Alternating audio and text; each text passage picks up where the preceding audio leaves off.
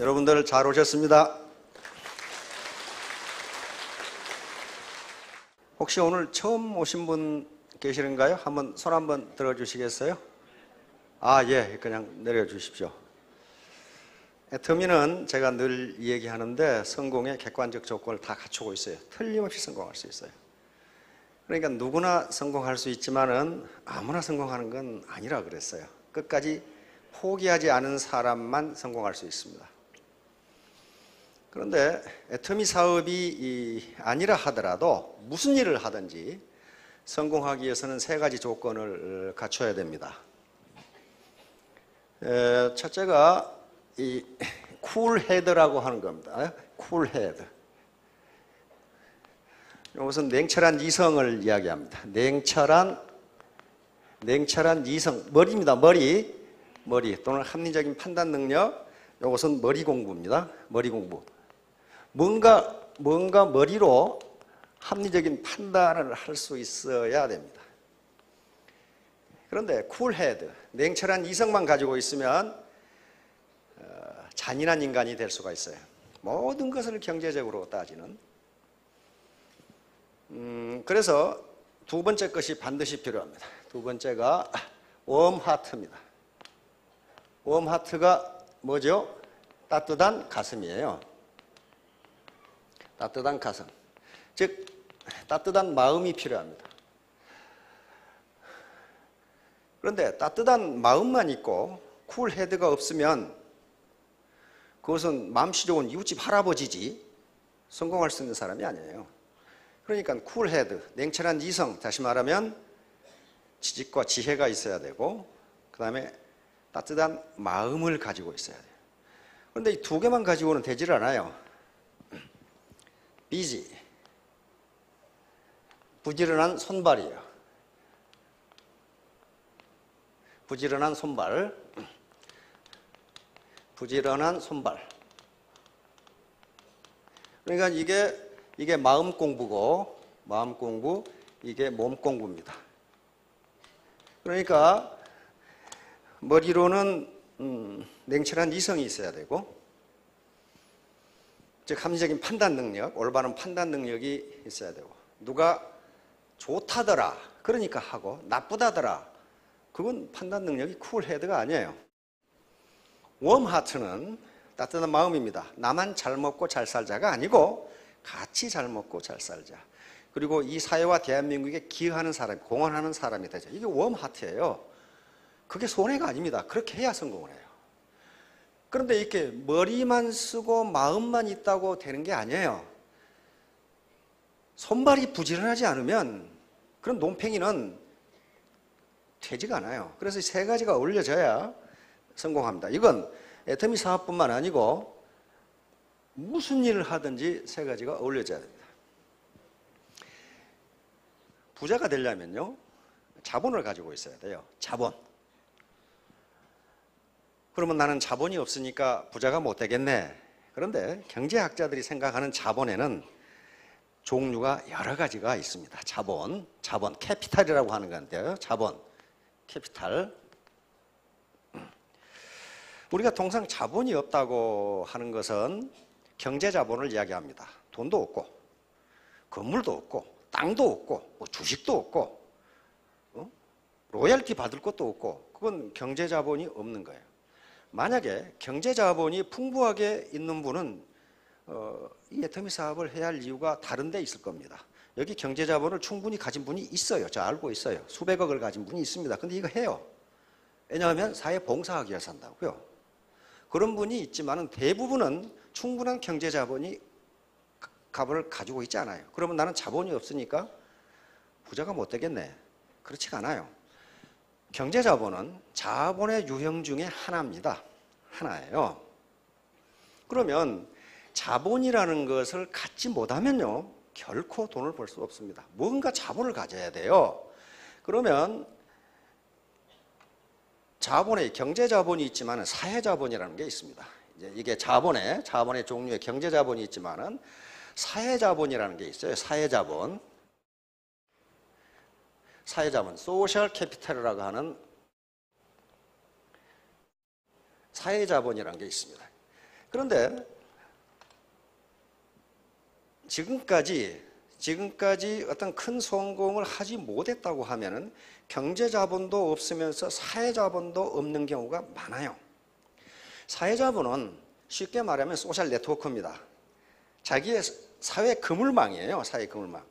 여러분들 그런 말 혹시 들어보셨어요? 어디 뭐 퇴직한 전직 장관 또는 퇴직한 어떤 대법관의 누가 전화 한 통화를 했더니 변호사료가 1억이었다. 그런 말 들어봤죠? 그분은 그 전화 한 통화에 1억의 가치를 창출한 사람이에요. 왜 그러겠어요? 그분이 전화하면 문제가 해결될 수 있는 소셜 네트워크를 가지고 있어서 그래요. 소셜 네트워크를 가지고 있어. 모든 인간은 자기 사회자본을 가지고 있습니다. 즉 사회 그물망, 소셜 네트워크를 가지고 있어요. 그런데 성공을 못한 사람들은 주로 돈이 안 생기는 네트워크를 가지고 있어요. 술 친구라든가 무슨 뭐 등산 친구라든가 낚시 친구라든가 그 네트워크예요. 네트워크라고요. 근데 술 친구한테 전화해가지고 1억이 나옵니까? 나오질 않아요.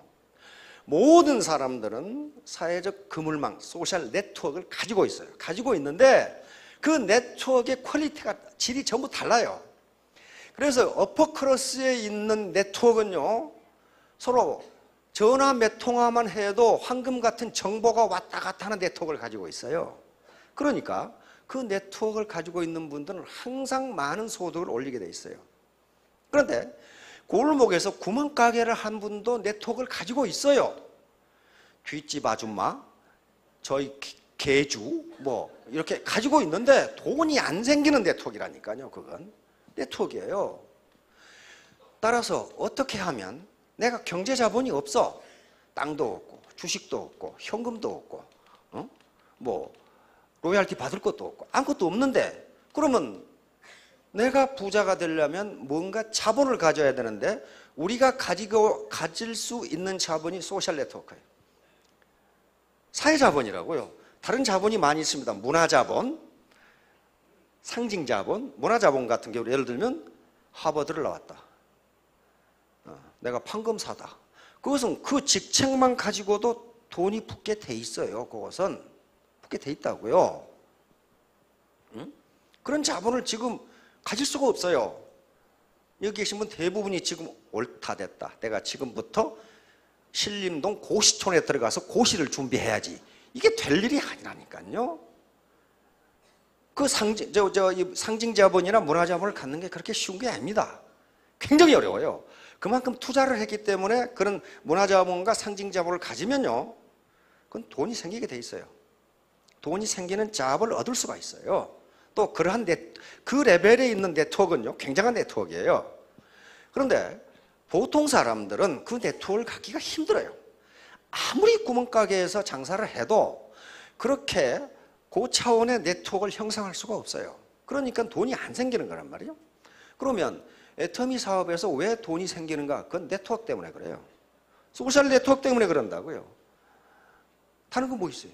내가 갑자기 똑똑해지는 것도 아니고 내가 갑자기 서울대학을 졸업한 것도 아니고 내가 갑자기 박사학위를 받는 것도 아닌데 왜 돈이 생기냔 말이에요. 그것은 자본이 늘어서 그래요. 자본, 네트워크라는 소셜 네트워크라는 자본이 늘었기 때문에 그 자본이 생산성을 발휘한 것뿐이에요. 그래서 1920년대 하버드 대학에서 이 네트워크 마케팅 기법을 발표했을 때 이건 기가 막힌 기법이라고 하버드 대학 교수가 이건 21세기에나 이 기법이 나올 거라고 얘기했는데 20세기에 나왔잖아요. 그것은 일반 서민이 자본을 가질 수 있는 유일한 방법이기 때문에 그래요. 소셜 네트워크, 소셜 캐피탈이라고 하는 사회자본이라고 하는 자본을 가질 수가 있는 거예요. 그러면 여기에 네트워크의 한 멤버가 됐다는 것은 이미 소셜 네트워크에 들어오는 거예요. 자기 멤버가 됐잖아요. 그리고 상하 좌우로 네트워크가 지금 형성된 거예요. 그러면 소득은 무엇에 의해서 결정되느냐? 이 네트워크의 생산성에 의해서 결정돼요. 네트워크의 퀄리티, 질과 양에 의해서 결정된다고. 네트워크의 사이즈와 네트워크의 질에 의해서 결정돼요. 소득은. 고기를 잡으려면 그물이 필요한데 고기를 많이 잡으려면 그물의 크기가 커야 돼요. 그러나 그 그물이 약하면은 고기를 못 잡아요. 찢어져 버리면.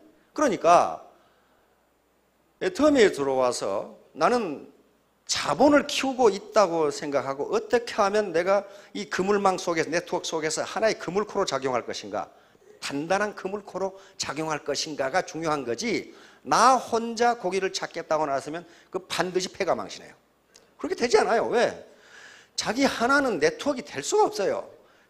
그래서 오늘 제가 강의하려고 하는 게, 재심 합력이라는 것은 네트워크를 어떻게 하면 크고 튼튼하게 할 것이냐 하는 문제예요. 네트워크가 없으면요, 절대로 돈 못 벌어요. 자본이 없으면 못 벌어요. 그러므로 어떻게 하면 내 네트워크를 퀄리티, 질을 높이고 사이즈를 크게 할 것이냐 하는 문제와 관련되어 있어요. 자, 이 태도예요, 태도. 태도는 자석이다. 당신이 생각하는 것을 모두 끌어당긴다. 결국 성공은 태도에 달려 있습니다.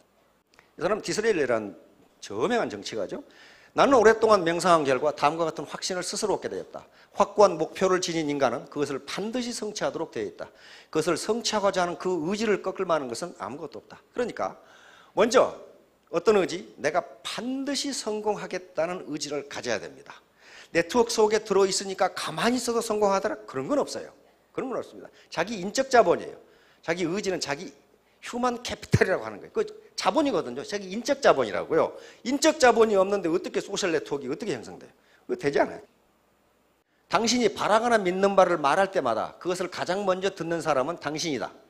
그것은 당신이 가능하다고 믿는 것에 대해 당신과 다른 사람들 모두를 향한 메시지이다. 스스로 한계를 두지 말라. 다시 말하면 다른 사람을 헐뜯고 다른 사람을 비난하고 부정적인 얘기를 했을 때 가장 먼저 듣는 건 자기라. 그런 말이에요. 자기. 그렇게 되면 부정적인 암시가 주어지면서 휴먼 캐피탈이 떨어집니다. 인적 자본이 떨어져요. 불평불만 많은 사람 치고 성공하는 거 보셨어요? 안 됩니다. 불평불만은 화장실에서 혼자 해도 자기는 들어. 헐뜯는 그 상대는 못 들어. 그렇잖아요? 누군가를 헐뜯으면은 자기가 먼저 듣고 자기가 헐뜯게요. 그래서 휴먼 캐피탈, 인적 자본이 감소되는 거예요. 그래서 성공 못해요. 그런 사람은 소셜 네트워크가 형성되지가 않아요. 자, 재심합력. 이것은 가지런할 제자입니다. 마음을 가지런하게 해서 힘을 합한다. 다시 말하면 많은 사람들이 같은 마음으로 힘을 합한다. 또는 많은 사람들이 마음을 합하여 함께 노력한다. 후한서에 나오는 얘기인데, 한나라가 망하고 이제 후한 시대인데 중간에 왕망이라는 사람이 한나라를 넘어뜨리고 자기 신나라를 세우는데 그 신이 나지 않아서 또 망하는 거예요. 그런데 작은 군대를 가지고 있던 유수가 여러 사람과 힘을 합했더니 왕망의 군대를 격파하고 다시 후한을 세웁니다. 그러니까 다시 말하면 작은 힘이라도 많은 사람이 한 마음으로 힘을 합하면 큰 군대라도 물리칠 수 있다. 그런 말이에요. 그래서 재심동력 예기익장 그렇게 돼 있어요. 다시 말하면 재심합력 예기익장. 많은 사람이 같은 마음으로 힘을 합하면 예기익장, 그 날카로운 기운이 점점 커진다. 그게 네트워크예요. 그게 네트워크라고요. 각각의 분들은 힘이 약할지 모르지만은 힘을 합하면 엄청나게 커진다. 우리 보통 사람들이 살아가는 방법은 재심합력하는 수밖에는 없어요. 혼자 힘으로요 강한 사람들 당하지 못합니다. 자, 여기 좋은 예가 꿀벌과 말벌인데요. 꿀벌은요, 꿀벌 집 앞에 가면은 꿀벌이 많이 죽어있는 시체를 발견하는 경우가 있어요. 시골에 사는 분들은 가끔 이거 봤을 겁니다. 말벌이 공격해가지고 목을 전부 자른 거예요. 근데 말벌은 꿀벌의 독의 500배랍니다. 그러니까 독을 뭘로 생각하시면 되냐면 자본으로 생각하시면 돼요. 말벌을 어떻게 할 것이냐? 꿀벌은 합력하는 수밖에 없어요. 이게 묘하게도 꿀벌은 치사온도, 온도가 올라가는데 48도에서 50도인데 말벌은 44도에서 46도랍니다. 그래서 말벌이 공격하면 꿀벌이 수백 마리가 나와서 말벌을 이렇게 쏴. 그래가지고 말벌의 온도를 47도까지 올린답니다. 47도까지 올리면 말벌이 죽어버려. 그러면 자기는 1도 올라가면 죽으니까 얼른 풀어버려. 그 방법이에요.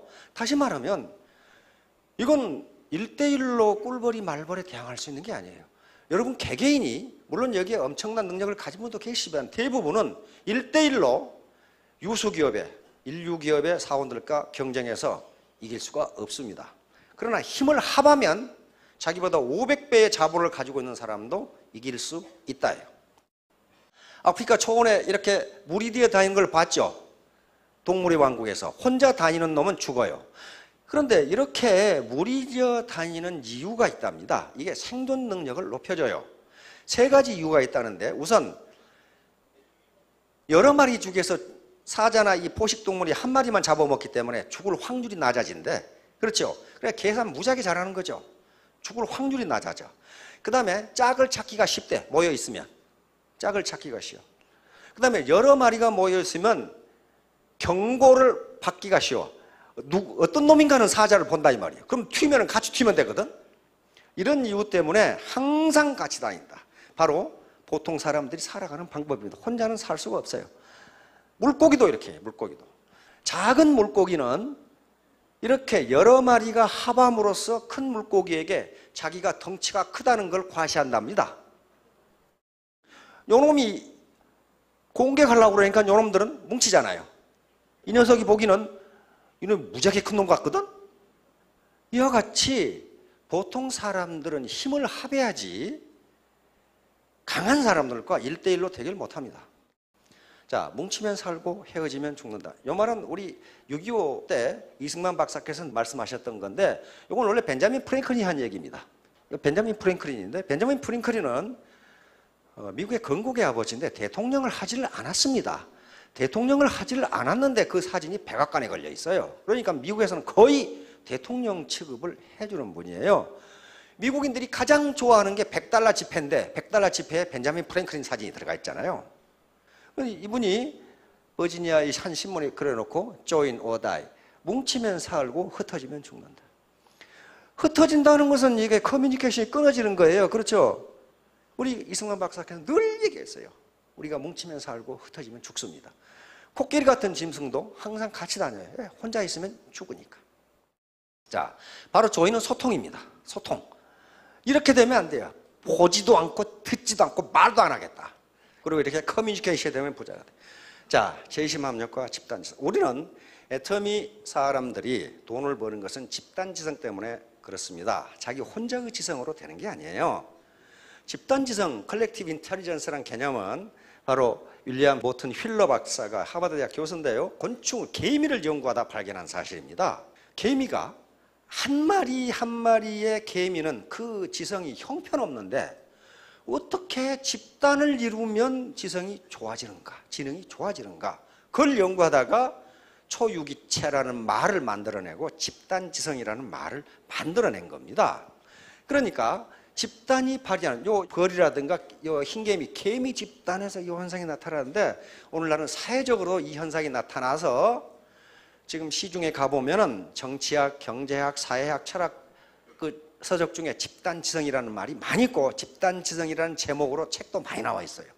바로 하나의 개체가 발휘하는 지성이 아니고 여러 개체가 마치 하나의 유기체처럼 행동하는 것, 이게 초유기체고 거기서 나오는 지성을 집단지성이라고 합니다. 그러니까 바로 애터미의 성공 조건은 집단지성이에요. 개인이 가지고 있는 휴먼 캐피탈은, 인적 자본은 그렇게 크지가 않습니다. 물론 매우 큰 사람도 있지만 상대적 개념으로 유수 기업의 사원들과 비교해서 휴먼 캐피탈이 자기 인적 자본이 그렇게 우위가 아니라고요. 그런데 이게 합해지면 어떤 개별지성도 집단지성을 능가할 수 없다, 이렇게 돼 있단 말이에요. 그러니까 이렇게 같이 모여 서로 영향력을 주고받는, 각자 지금 요 하나씩을 가지고 있는데 모여서 하나의 큰 그림을 이루는 거예요. 자, 모래, 자갈, 철근, 콘크리트.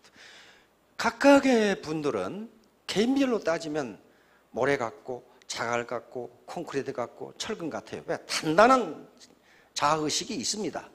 그런데 모래와 자갈, 철근, 이것은 그것이 하나로 뭉치지 않으면요, 절대 어떤 건조물도 구축할 수가 없어요. 여기에 물과 시멘트라는 그에 들어가서 이게 하나로 뭉쳐져야 건물을 세울 수가 있어요. 그러니까 자기가 자갈이라고 주장하는 사람이 많거든요. 그건 자갈일 수 있습니다. 그러나 그 자갈만 가지고는 어떤 구조물도 세울 수가 없어요. 이런 것들이 하나로 뭉쳐져야 바로 건축물을 세울 수 있어요. 애터미도 똑같습니다. 나 혼자 돈 벌 수가 없어요. 이제 초유기체와 집단지성을 상징으로 가장 많이 예를 드는 게 흰개미집입니다. 흰개미는 이게 햇빛에 노출되면 죽어버린답니다. 그러니까 굴 속에 살아야 돼요. 그런데 흰개미가 사는 곳이 어디입니까? 아프리카나 저쪽에 이 호주나 남미 pampas 같은 그런 일교차가 무지무지 큰, 낮에는 40도까지 올라가고 밤에는 뭐 10도, 5도까지 떨어지는 거기서 살아야 돼요. 그러니까 그 집이 어떻게 돼야 되겠습니까? 난방과 냉방 시설이 잘 돼야 돼. 그렇지 않으면 죽어버려요. 그리고 밖에 햇빛에 노출되면 죽으니까 어떻게 됩니까? 굴을 파서 자기 집 속에서 농사를 지어서 살아야 돼. 농사를 지어서. 근데 개미 하나의 개체로서는 그 지능이 없다는 거예요. 그런데 같이 모이면 통상 한 100만 마리가 모인다는데 100만 마리가 모이면 이런 현상이 나타난단 말이에요. 이거 보세요. 이게 뭐냐면 고층 아파트예요. 다시 말하면 에어컨 시설을 하기 위해서 이렇게 짓는답니다. 에어컨. 그러니까 온도를 자동 조절해 줘야 그 안에서 생존할 수 있어요. 낮에는 40도, 밤에는 5도로 떨어지니까 이거 냉난방 시설을 하지 않으면 그 죽어버려. 그러니까 거기 농사를 지어야 돼. 버섯 농사를 짓답니다. 안에서. 그래서 먹고 살아. 이런 것들이에요. 이런 것들. 자, 사람 키가 이 정도밖에 안 하니까. 그러니까 요것을 사람하고 비교했을 때 우리 63빌딩 높이랍니다. 이게. 그런데 여기가 지금 버섯 농사 지는 거예요. 이거. 버섯 농사 지어서 먹고 사는 거예요. 그러니까 개미가 100만 마리가 마치 하나의 유기체처럼 움직여. 규칙을 지키면서. 이때 나오는 지성이에요. 이렇게 되니까 이게 믹 피어스라는 건축가입니다. 환경 건축가인데 짐바브웨 한 쇼핑센터 사장이 냉난방 시설이 없는 쇼핑센터를 하나 만들어 달라고 그랬어요. 그런데 아무리 자기가 건축가지만은 그 더운 아프리카 우간다에 어떻게 냉난방 시설이 없는 쇼핑센터를 어떻게 만드냐. 그런데 퍼뜩 생각난 게 개미집이 개미는 하는데 이렇게 생각난 거예요. 그래서 개미집처럼 집을 지은 겁니다. 요거. 개미집을 구조를 보니까 이렇게 돼요. 그러니까 아주 에어컨 시설이 기가 막히게 된 거예요. 이렇게 자동적으로 이렇게. 그리고 여기다 버섯 농사를 지어서 먹고 사는 거예요. 그래서 이걸 그대로 여기다 지어놓은 거예요. 그랬더니 바깥 온도에 관계없이 실내 온도가 항상 24도로 유지되는 건물이 돼버린 거예요. 그러니까 에너지 소비가 90%가 전략이 돼버린 거예요. 에너지를 소비할 필요가 없고 불만 켜면 돼. 전기불만 켜면 돼. 그러니까 이건 뭐예요? 바로 집단지성이라는 게 이거단 말이에요. 흰개미 하나하나는 볼 것이 없지만은 100만 마리가 모이니까 이런 걸 만들어내버려요. 호주의 멜버른 시의회 청사입니다. 이번에 또 부탁을 했더니 역시 여기도 에너지를 전혀 쓰지 않은 90%를 절감해버리는 건물을 만들어버린 거예요. 이게 집단지성이에요. 바로 애터미 사업자들의 소득은 집단지성의 결과입니다. 다시 말하면 소셜 네트워크를 크게 만드는 게 집단지성이에요. 크게 만들어서 거기서 나오는 지성. 바로 돈은 자기가 똑똑해서 버는 게 아니고 당연히 논리적으로, 이론적으로, 학문적으로 맞는 거란 말이에요. 예, 집단지성을 발휘해서 돈을 버는 거고, 학자들은 뭐라고 말하냐면은 어떤 개별지성도 집단지성을 능가할 수 없다. 그래서 누구도 애터미 조직을 떠나면, 뭐 다른 조직도 마찬가지입니다. 떠나면 돈을 벌 수 없어요. 나는 이 반팽이하고 사업을 않겠다. 그러면 그 떠난 그놈이 반팽이에요. 왜? 개별지성은요, 집단지성을 능가할 수가 없습니다. 이렇게 한 덩어리, 재심합력, 마음을 가지런하게, 마음을 한 마음으로 해서 힘을 합하면 성공할 수 있다예요.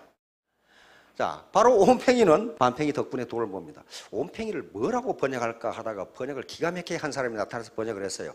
풀 스마트. 반팽이는 하프 스마트. 근데 하프 스마트가 풀 스마트를 이긴다는 거예요.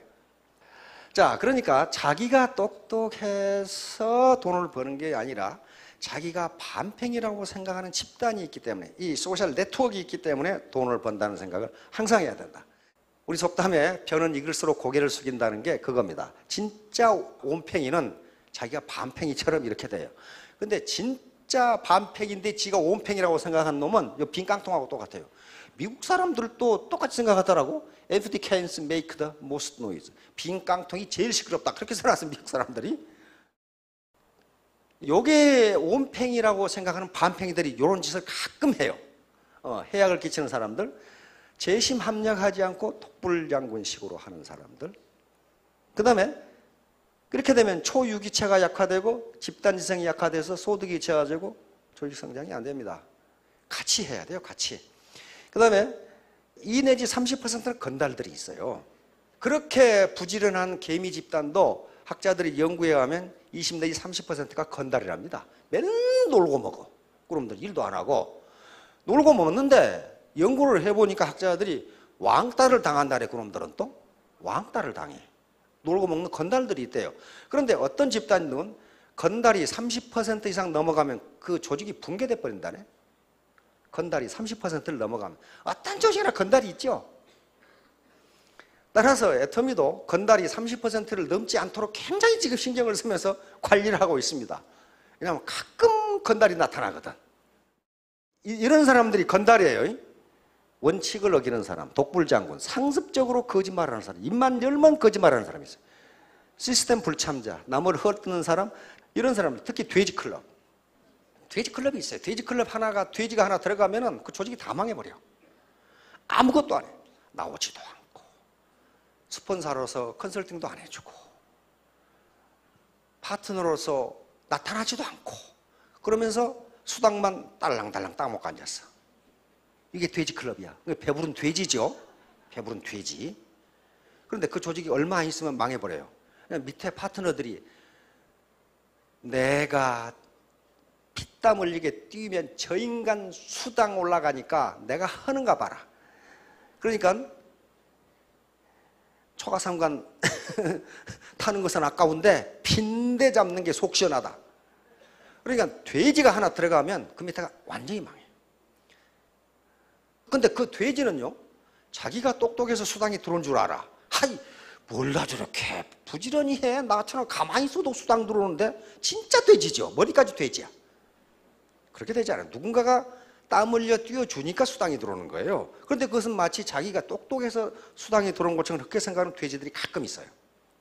자, 집단지성의 황소무게 추측. 이것은 유명한 일화인데요. 바로 프랜시스 골턴이라고 하는 사람이 있습니다. 이 사람은 우생학자, 우생학이라는 것을 만든 사람입니다.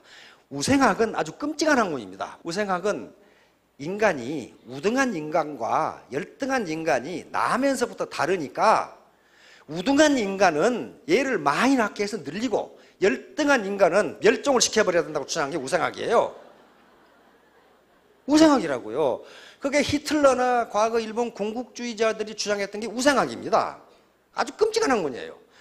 게르만 민족이 제일 낫고 일본 민족이 제일 우수하니까 나머지 민족은 다 멸종을 시켜버려야 된다는 게 우생. 이렇게 끔찍한 학문을 만든 사람이에요, 이 사람이. 그런데 이 사람이 실험을 했는데 자기 우생학하고는 달라. 반대가 돼.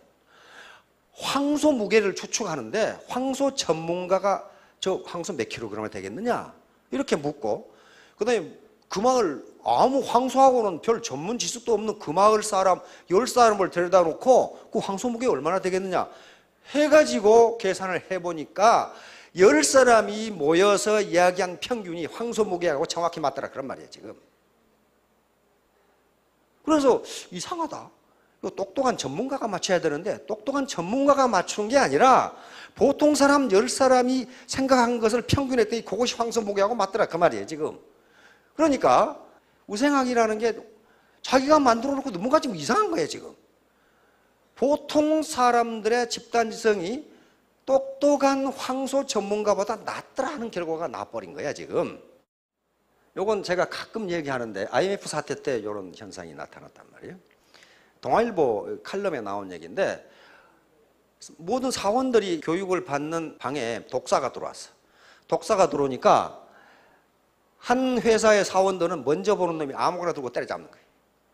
아마 이걸 아마 현대를 이야기한 것 같아. 현대 이거 보는 놈이 먼저 하자 그 말이에요. 두 번째는 회장한테 물어보고 잡자 이거야. 이런 회사는 망합니다. 요거 그 당시 대우를 가르쳤어요. 그 다음에 똑똑한 놈이 잡겠지. 이건 냉소적인 회사들 많았어요. 왜냐하면 저 가족들이 다 해먹는 회사 있죠. 다 망했습니다. 어디라고 말하지 않겠어요. 다 망했어요 지금. 그 다음에 어떻게 잡는 게 좋은지 머리를 맞대고 수배한다. 이건 삼성을 가리킨 것 같아요. 그다음에 또 어떤 회사는 독사가 들어왔는데 안 들어왔다고 계속 주장하는 거예요. 다 망했어요. 그 당시 무슨 회사라고 지적이 돼 있었는데 말하지 않겠습니다. 다 망했어요 지금. 다시 말하면 위기가 닥쳤는데 내 지금 노후가 불안한데 불안하지 않다고 주장하는 거예요. 이걸 어떻게 할까 하는 걸 생각 안 하고 쿨헤드가 없이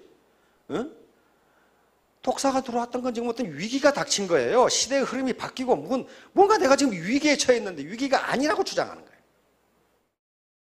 나비효과. 나비효과라는 말은 많이 들어봤습니다. 나비효과라는 것은 초기 조건의 조그마한 차이가 큰 결과의 차이를 나타내는 걸 나비효과라고 합니다.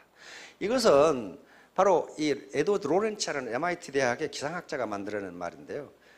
이 기상학자가 그 당시는 1960년대니까 컴퓨터가 지금처럼 그런 컴퓨터가 없습니다. 엄청나게 큰 진공관 컴퓨터가 있었는데 이 사람이 12개의 방정식을 세워가지고 내일 날씨가 어떻게 되겠는지를 예측하는 모델을 만들어서 방정식을 푸는데 처음에 날씨를 예측해서 하고 내일 바람이 불고 온도가 어떻게 되고 기온이 습도가 어떻게 되고 하는 계산을 하고 다시 한번 확인해서 기상청에 주기 위해서 계산하다가 오줌 싸러 갔어. 오줌 싸러 가서 나중에 결과를 보니까 완전히 달라. 완전히 날씨가 달라. 이게 어떻게 된 거냔 말이야. 분명히 내가 데이터를 똑같이 집어넣었는데 어떻게 이렇게 내일 날씨가 달라지느냐 하는 걸 점검하다가 이걸 발견하게 된 겁니다. 한 변수에 0.506127을 집어넣었는데 자기가 오줌 싸러 가는 바람에 컴퓨터가 지 멋대로 네 자리에서 4452 해가지고 0.506을 집어넣었어. 그 많은 변수 중에. 그러면 이게 차이라는 게 뭡니까? 0.000127 차이밖에 안 되는데 내일 날씨는 완전히 변해버렸어요. 다시 말하면 조그마한 차이가, 결과의 차이가 엄청나게 난단 말이에요. 그래서 이분이 논문을 발표하면서 아마존에서의 나비의 날개짓이 한 달 후에 텍사스에 폭풍을 몰고 올 수도 있다라는 말이 있어요. 그래서 여기서 나비 효과, 버터프라이 이펙트라는 말이 나오게 됩니다. 다시 말하면 지금 시작은 아무것도 아닌 것 같아. 애터미를 시작하느냐 마느냐, 언제 하느냐, 아무것도 아닌 초기 조건은 조금 차이가 나는 나의 결과의 차이는 엄청나게 난단 말이에요. 엄청나게. 어떤 사람은 3년 후에 5천만 원을 버는데 어떤 사람은 3년 후에도 손가락 빨고 있을 수가 있다 이 말이에요. 요거예요. 자, 여기서 출발하는데 이 초기 조건은 차이가 얼마 안 나요. 안 나는데 이게 가는 궤적은 다 다르다. 다 다르다. 버터프라이 이펙트라는 영화 나왔죠? 보신 분 계실 거예요.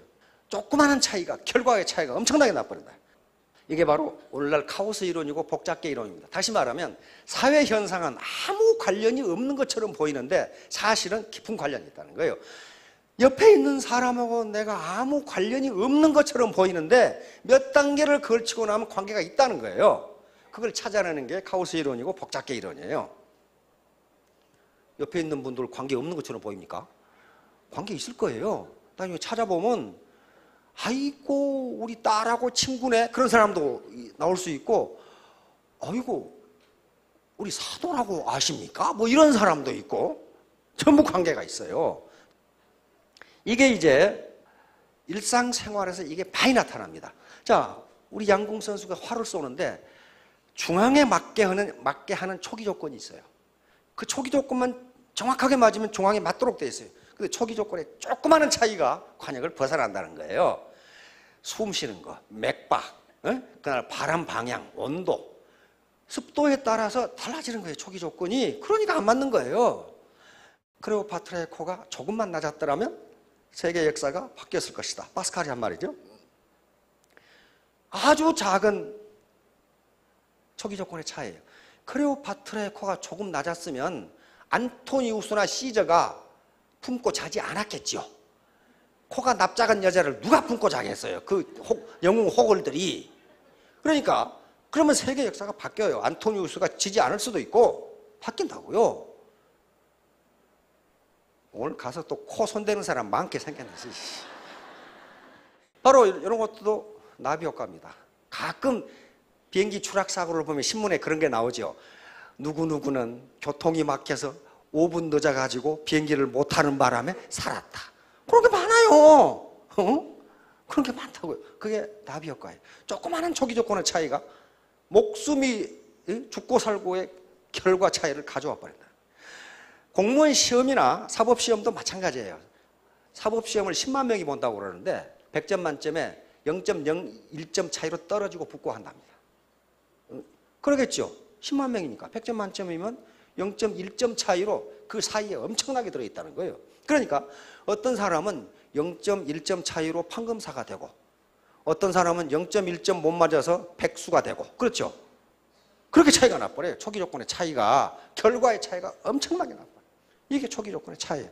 그걸 눈덩이 효과라고도 합니다. 조그마한 눈덩이, 어린애 주먹만한 눈덩이를 처음에는 아무것도 아니야. 그런데 구르면 나중에 어른이 들 수 없는 무게가 돼버려요. 그게 애터미 사업이에요. 처음에 아무것도 아니에요. 수당 7만 원, 5만 원. 그걸 무시하고 떠나버리면 그걸로 끝나요. 그러나 계속 굴리면은 들 수 없는 무게가 돼. 이걸 눈덩이 효과, 스노우볼 이펙트라고 합니다. 기하급수. 이것 때문에 돈을 벌어요. 기하급수의 원리가 작동합니다. 이것은 애터미에만 작동할 수가 있어요. 왜냐하면 이게 기하급수 원리가 작동하려면 그만한 조건이 있어야 돼요. 요겁니다. 가끔 예를 들죠. 구두쇠 사장이 임금을 주기 싫어하니까 어떤 젊은이가 나타나서 저는 임금을 오늘은 1원만 주시고 내일은 2원 주시고 모레는 4원 주시고 구두쇠 사장이 가만히 생각해보니까 3,000원이면 되겠거든? 그러면 그러자고 그랬어요.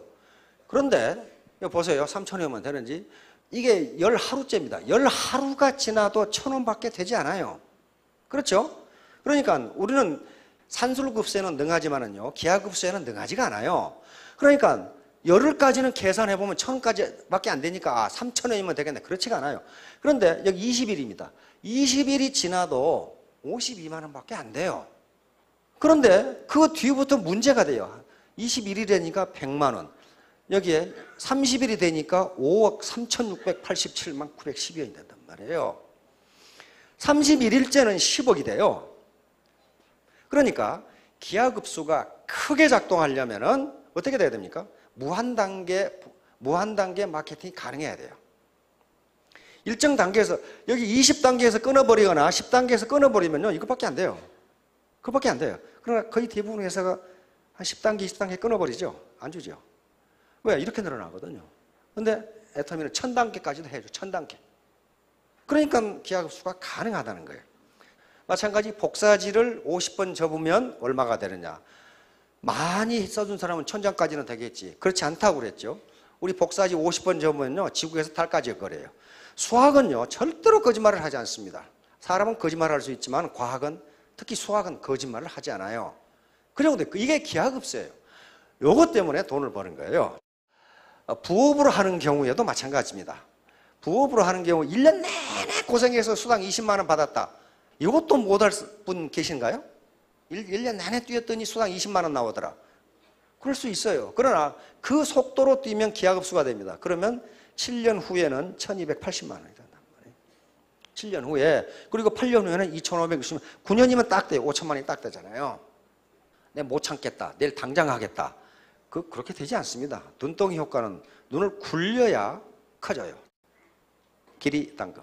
길이당금은 그 날카로움이 새를 끊을 수 있다. 이건 주역에 있는 말입니다. 이인동심 길이당금. 두 사람이 마음을 함께하면 그 날카로움이 새를 끊을 수 있다. 아까 재심합력하고 맥이 통하는 말입니다. 이건 주역에 있는 말인데 그렇다면 두 사람 말고 다인동심, 네트워크, 애터미라는 네트워크에 여러 사람이 합심을 하면 기적을 이룰 수 있어요. 그래서 월천댁, 이천댁, 오천댁이 된다는 얘기예요. 여러 사람이 힘을 합하니까. 이인동심이면 두 사람이 마음만 함에도 새를 끊는데 여러 사람이 다인동심이면 기적이 일어나죠. 집사공. 이건 제갈량이 한 말입니다. 제갈량은 신출귀몰하는 지혜를 진 사람이에요. 그런데 승상으로서 우리 같으면 국무총리죠. 일을 볼 때 항상 밑에 사람들에게 내가 하는 정책이나 말이 틀렸으면 의견을 얘기하라고 그랬어요. 그런데 밑에 한 말단 관리가 계속 승상의 정책이 틀렸다고 얘기하는 거예요. 그 사람 불러가지고 기합을 준 게 아니고 바로 이 사람처럼 되라고 글을 쓴 거예요. 상을 내린 거예요. 다시 말하면 한 사람의 생각으로는 안 되니까 여러 사람의 생각을 합하면 이익이 점점 커진다. 그런 말이에요. 제갈량이 글을 찐데 우리가 뭐라고 혼자 잘났다고 그러겠어요. 제갈량이 그러는데 태도가 중요하다. 여기서 무슨 높은 IQ나 높은 학력을 요구하는 게 아니고 태도는 여기서 멘탈 애티튜드입니다. 자기 정신 자세예요. 가장 중요한 것은 내가 반드시 성공하겠다라는 의지가 중요하고, 무엇 때문에? 사랑하는 사람이 있어서, 또는 사회 봉사하기 위해서, 자녀 교육을 위해서, 뭔가를 위해서, 하여간 부모를 잘 모시기 위해서 등등 뭔가 간절한 마음이 있어서 반드시 성공하겠다는 마음가짐, 그게 애티튜드입니다. 나쁜 태도는 뻥큰한 타이어와 같다. 만일 당신이 그걸 갈아 끼우지 않는다면 당신은 결코 아무 데도 갈 수 없다. 즉 태도, 정신 자세가 안 돼 있는데 어떻게 성공을 하겠냐 말이에요. 그걸 갈아치우지 않으면 결코 성공할 수 없다는 얘기입니다. 요거예요. 이렇게 빵꾸 나가지고 어딜 가겠냔 말이에요. 태도가 나쁜 사람은 이 케이스예요. 재수대가리 없이 사자부로 아프리카에 갔는데 빵꾸가 나버렸어요. 여기서 지금 숫사자는 지금 호시탐탐 노리고 있어. 이거 어떡하겠냔 말이에요. 요 숫사자들이 뭐냐 하면은 노후 빈곤이야. 이거 빈곤이 쫓아오고 있는데 빵꾸가 났어. 태도가 불량해서. 그러면 이거 도망갈 수가 없어요. 이겁니다. 애티튜드가 100점이. 영어 알파벳 순서를 하면 100점이 됩니다. 그런데 보세요. 어빌리티, 능력은 1%가 필요합니다. 자기 능력이 제로다. 이것도 또 문제가 돼요. 능력은 1%. 나머지는 전부 태도와 관련됩니다. 자기 마음가짐. 학력도 필요 없고 지능이 있는 것도. 그런 게 아니고 이건 에디슨이 한 말이란 말이에요. 천재는 1%의 영광과 99%의 땀으로 이루어진다. 실제로 그랬어요. 어떤 에디슨에 관한 이 책이나 글을 봐도 에디슨이 머리가 좋았다는 말은 한 번도 없어요. 얼마나 머리가 나빴냐 하면은 백열전등을 만드는데 어떤 책에는 3000번 실패했다고 그러고 에디슨이 직접 쓴 것은 10,000번 실패했다고 그랬어요. 10,000번 실패해서 백열전등을 겨우 만들 사람이라면 머리가 좋다고 이야기할 수가 없잖아요. 그래서 땀으로 그걸 이루었어요. 땀으로. 따라서 성공의 조건, 먼저 성공하겠다는 확실한 결심을 하십시오. 그리고 내가 잘났다고 하지 말고 소셜 네트워크라는 자본의 퀄리티와 사이즈를 크게 하면은 누구든지 성공합니다. 그 사이즈 속에 들어있는 분은 다 같이 성공합니다. 자, 여러분 3년 후, 5년 후에 1,000댁, 5,000댁이 되시기 바랍니다. 예, 감사합니다.